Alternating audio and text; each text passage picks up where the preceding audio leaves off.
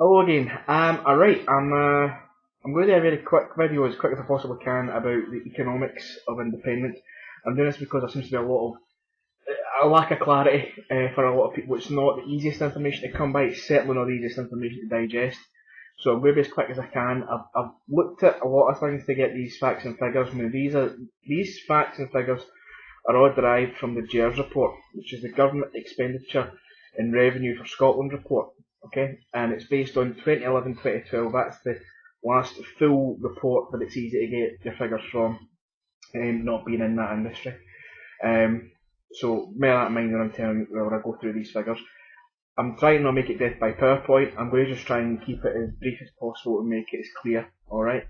And obviously, if anybody's got questions or anything like that, then if they've got a comment, then if I can answer it, I will. This is just research I've done looking on far more intelligent people than me have came up with all these facts and figures, but they are accurate, they are verified, and the reports that you hear both sides quoted, especially that Institute for Fiscal Studies, they base their findings on this report. This is the be all and end all, the GERS report. So, this is what it sort of boils down to, alright? The income of Scotland for annually is £56.9 billion, okay? And their expenditure is £64.5 billion, okay? So that's a deficit of £7.6 billion. So we're, in essence, one of the things that the No campaign saying is that they subsidise us.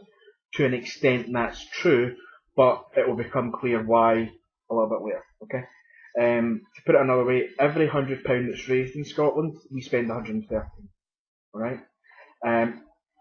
Also, for sake of context, every industrialised country in the Western world runs a deficit at the moment because of the economic crash a few years ago. The only one that doesn't is Norway. It's doing quite well. Now these figures are ones that you've been sort of instructed as well, okay? So just as I go, just bear in mind the figures that I've said. I know it's difficult, but the average income per person for the UK was just over £9,500. Sorry, £9,050. Okay, and the spend per person in the UK was 10,966. All right. The average income for a Scottish person was 10,741, and the average spend was 12,181. So, yes, something they've said is that they have spent more on us. They spend more on us. We get more money. However, we generate more money than the rest of the UK. So they spend £12,000. We bring in 10.7. We bring in just under £1,700 more per person in tax. So there's a disparity there of roughly £500. Okay, I know this is boring, I apologise, but there's no real way to make numbers exciting. So the deficit that we've got, the way that this is sort of worked out for people who are looking at possible investment in a country or a credit rating for a country, that kind of thing, when they're looking at how successful a country's doing, they base it on the deficit as a percentage of their gross domestic product. Scotland's GDP in that year was £151 billion, quite substantial. So the deficit of GDP was 5%. The UK's deficit was 7.9%.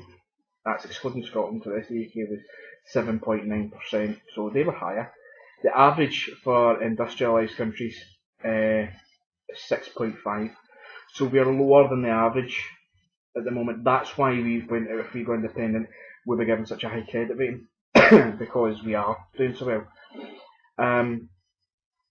Now, this is where it gets kind of interesting, alright? Because all these figures kind of paint it as if we are being subsidised.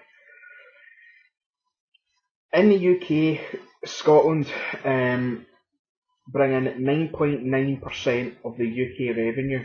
Okay, we receive 9.3 of that paid back to us.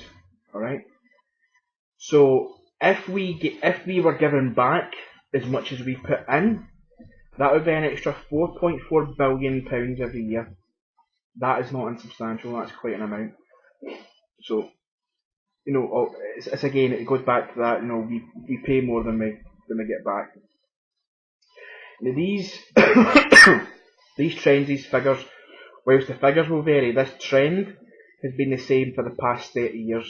We have consistently paid more in tax than we have received back. That has never changed.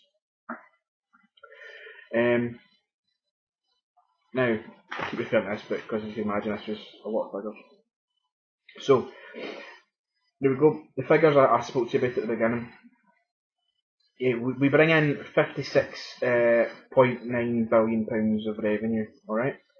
And, as I said, we spend 64.5, alright? Now, this is the crux of the matter. I hope you're still with me at this point. Of that 64.5 billion, 55.5 million is identified expenditure. That's things like schooling, NHS, services, blah blah blah. The remaining 9 billion is what's called allocated expenditure, and that is things that is spent on behalf of Scotland by Westminster. Okay. Now, there's two really big parts of that 9 billion. 4.1 billion is interest on the debt that's been accumulated by the UK, right? That 1.4 trillion debt that we've got, alright? And 3.3 billion is on defence, okay? I'm going to tackle them separately. We're charged 3.3 billion every year for defence. The actual amount of money that is spent in Scotland on defence is 1.9 billion, right? Now, they have said in an independent Scotland we would have to spend 2.5 billion to maintain our security. So if we take that, just that right there, there's an instant saving of £800 million from doing it ourselves. Alright? Now we come to the interest, which was the other big part. The annual interest on the UK debt is £50 billion. Alright? Now, the UK borrows from the international monetary funds, and it's all very complicated how they get that money, so I'm not going to get into it. But basically, they borrow money on behalf of the UK, alright, for things like I've just mentioned, and they send 4.9% of that to Scotland. Okay, so the money they actually receive, we get the benefit of 4.9% of it, alright? But they charge us 8.4% of the annual interest charge. We're charged based on population, so because we're 8.4% of the UK, we pay 8.4% of the interest, even though we don't even get 5% of the money. Alright? So, all that being said, if you look at identified expenditure, and so that identified expenditure is what we are currently spending just now to have things as they are, as in your PH, NHS, free tuition, blah blah blah. And you also take into account that there will be costs for defence. So let's go at the high mark of 2.5 billion. Alright, that would mean that our annual spend would be 58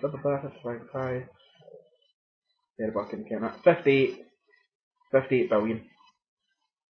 Alright, so that gives us a deficit of 1.1, and that's assuming that there's no other ways we can balance the books and other things. Trident isn't even included in that, no money saved on Trident, that kind of thing. So, there's with that is a much more manageable deficit. So instantly, it's economically better to be independent. I know I've bombarded you with figures, so if you need to replay it, I'm sorry, but what it all boils down to is this: the Scottish, the way things are now, the Scottish deficit would be drastically reduced and better managed if we were independent. Alright, now I say better managed, I'm going to show you two pictures. Alright, this first one, the dark red areas on the map here are where the darker the area, the more wealth is generated. Okay, so you can see that, as you'd expect, London, South East England, and Southern England basically is quite quite rich, quite good at generating revenue. And if you look up at the top, you've got South East Scotland, and across the Central Belt, we're pretty good as well. All right. This next picture shows you how that wealth is distributed. Okay, this is where all that money that's generated in all those places, this is where the money actually ends up. I don't think I really need to say much. The dark blue is where the money is. It is not evenly distributed, it is not fairly distributed. Alright. So, there you go. Hope that's made some sense. I'm sorry if you've watched this expecting something passionate and riveting, but I just felt that there's a lot of stuff going out about just now, which is just purely based on emotions and stuff like that. So I thought I'd just hit you with some mundane facts, but very interesting facts all the same. Hopefully this will help you if any of you have fears about the economy. But it is painfully obvious that we are much better off apart.